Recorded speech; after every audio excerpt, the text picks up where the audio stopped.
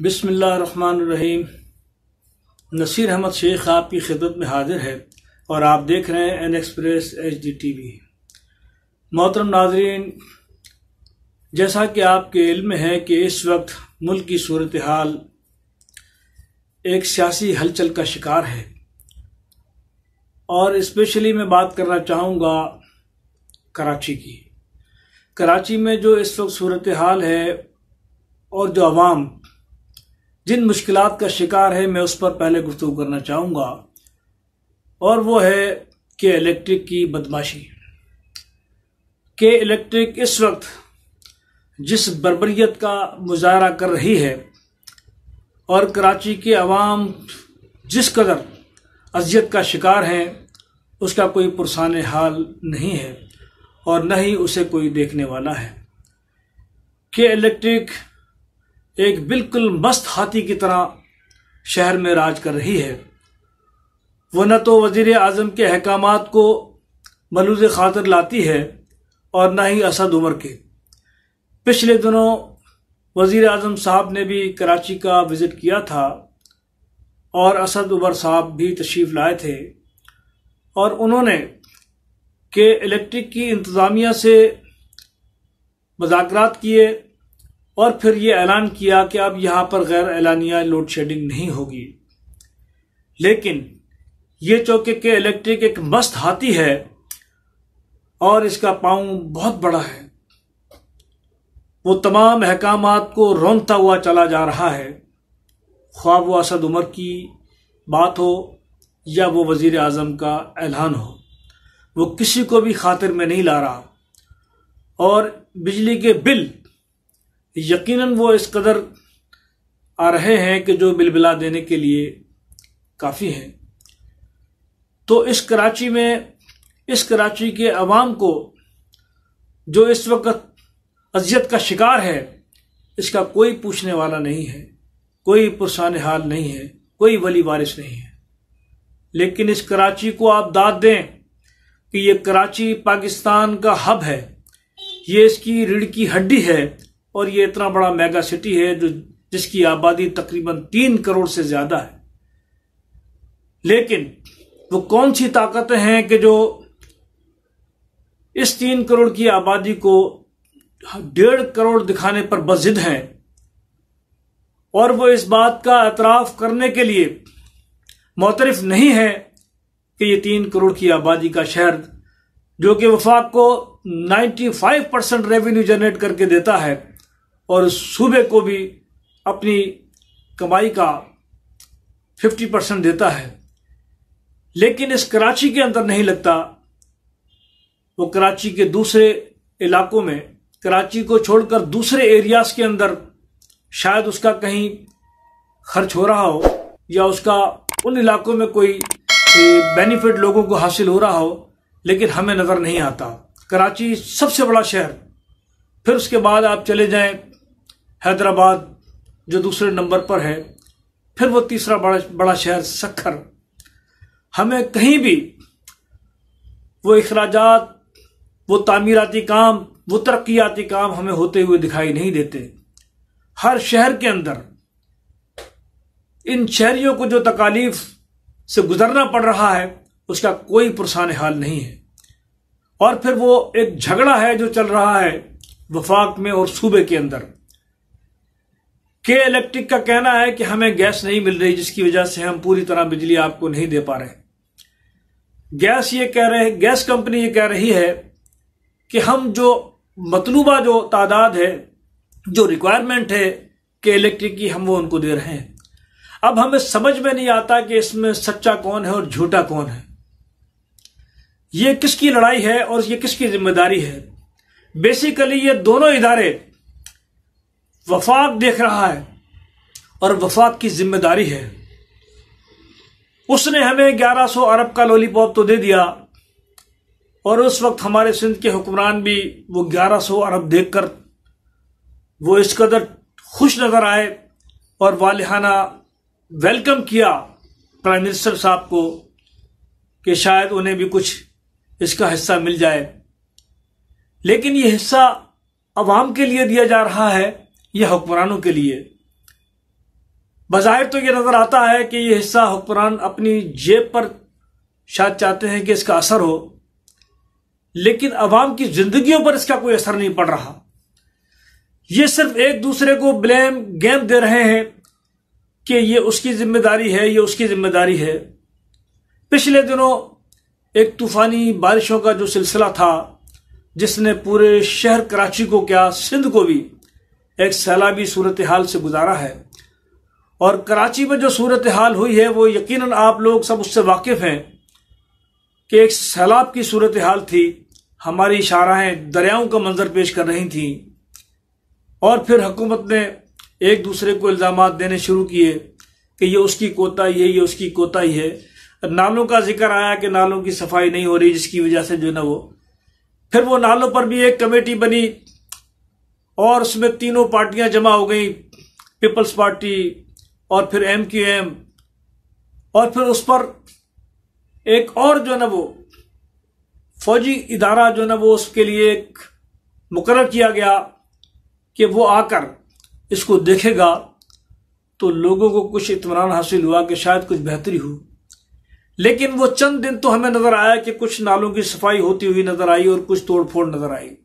वो जो इंक्रोचमेंट जो नालों पर थी या और ऐसी जगहों पर कि जिसकी वजह से कराची के अंदर ये सैलाबी सूरत हाल बनी, बहुत सी बातें हुई, बहुत सारे मीडिया ने जो है ना सारी चीजें जो है ना डिस्क्लोज की कि ये वो नाले कराची के जो किसी जमाने में बहुत बड़े हुआ करते थे, जहां पर पानी की निकासी का एक बहुत जरिया थे, लेकिन पिछले 20-30 सालों के अंदर जो हुकूमतें यहां पर रहीं, उन्होंने उन नालों पर इंक्रोचमेंट की और नाजायज तामीरात की, जिसे कहते हैं कि चाइना कटिंग की, और उन्होंने उन नालों को जो ना सुकेड़ कर उन नालियों की मानंद कर दिया, और जिसकी वजह से सूरत हाल पैदा हुई।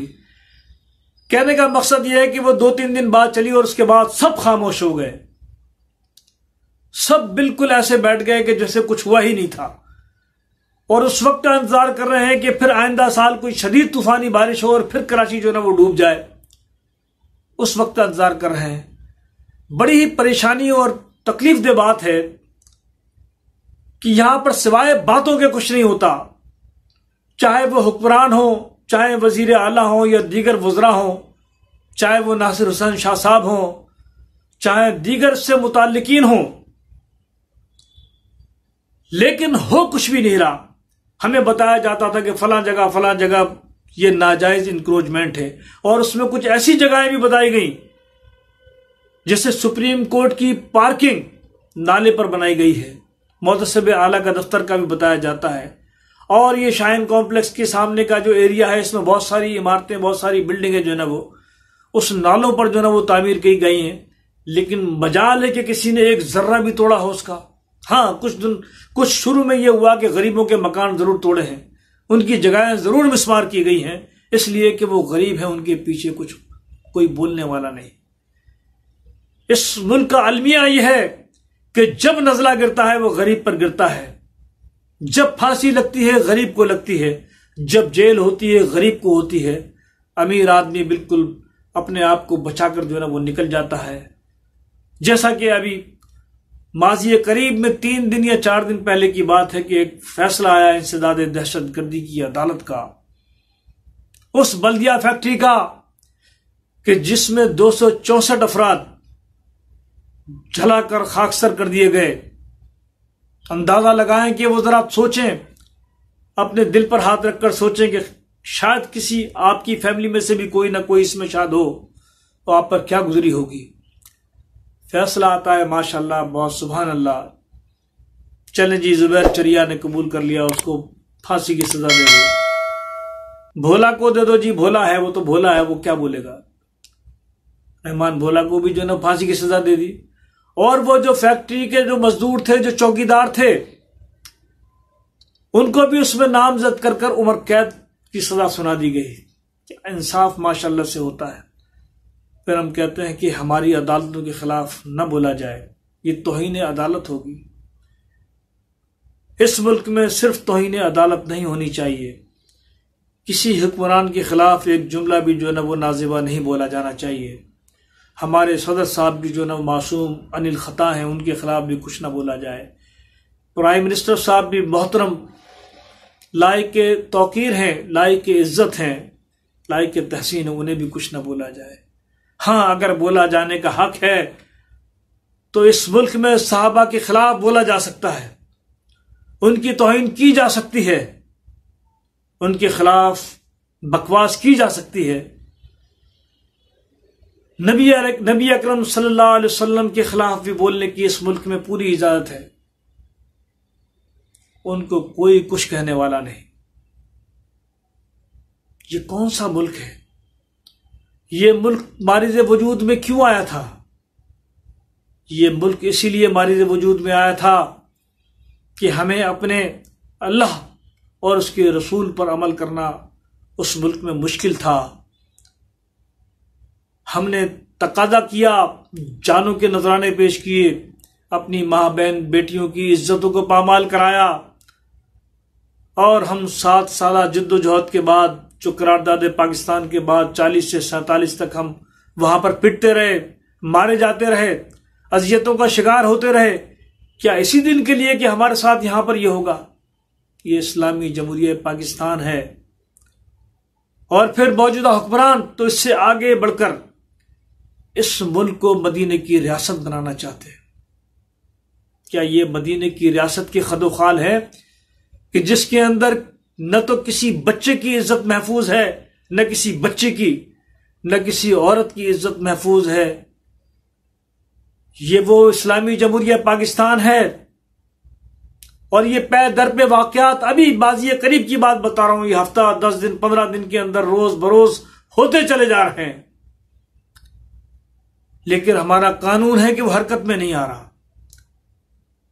हमारा कानून, उसके हाथ या तो बहुत छोटे हैं, या उसमें ताकत नहीं है, या फिर हमारे हुक्मरान नाअहल हैं, नाहंजार हैं, या फिर वो कानून नाफिज करने वाले इदारे, वो काजी उल कुज़ा, वो अदालतें जो आज तक ऐसे दरिंदों के खिलाफ कोई एक्शन न ले सकी, और वो जुर्म करते हैं तो वो फिर रिहा हो जाते हैं, और वो फिर उसके बाद इतने जरी हो जाते हैं कि एक के बाद दूसरा, दूसरे के बाद तीसरा, और तीसरे के बाद चौथा जुर्म का इर्तिकाब करते हैं।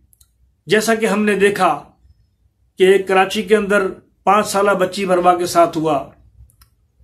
फिर उससे और हम ये देखें कि मोटरवे पर लाहौर के अंदर जो वाकया पेश आया दरिंदगी का, तो उनमें जो लोग जो नामजद हुए उनके बारे में कहा जाता है कि 2013 में भी ये वही अफराद हैं कि जिन्होंने एक इसी किस्म का इर्तिकाब किया था, लूटमार की, डकैती की, और मां बेटी की इज्जत को, मैं क्या कहूं, मुझे कहते हुए भी जो ना वो मेरी रूह कांपती है।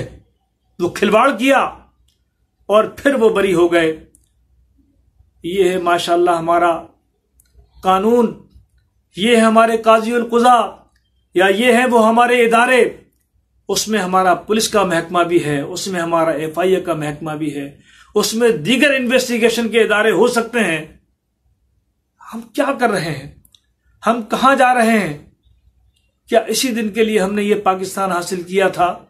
एक बात आप जो ना जरूर मेरी गौर से समाअत फरमाएं कि कोई भी ममलिकत कायम तो रह सकती है, लेकिन जहां पर जुल्म हो रहा हो, जहां पर नाइंसाफी हो रही हो, जहां पर अल्लाह के नाजिल करदा अहकाम के खिलाफ फैसले हो रहे हों, उस पर अमल न किया जा रहा हो, वो मुल्क जो ना बाकी नहीं रह सकता। कुफ्र के साथ बाकी रह सकता है, शिर्क के साथ बाकी रह सकता है, लेकिन इंसानियत के साथ जहां जुल्म हो रहा हो, इंसानियत के लिए अल्लाह ने जो कानून नाफिज किया हो, और दुनिया के सबसे बड़े मुफ्ती आजम ने जो हमें कानून दिया हो, अमल्लम यहकुम बिमा अंज़लल्लाहु फउलाइका हुमुल काफिरून, ये सूरह माइदा की आयत नंबर 44 है, जिसके अंदर अल्लाह तबारक व तआला ने एक फैसला दिया कि वो लोग जो अल्लाह के नाजिल करदा अहकाम के मुताबिक फैसला नहीं करते वही तो काफिर हैं।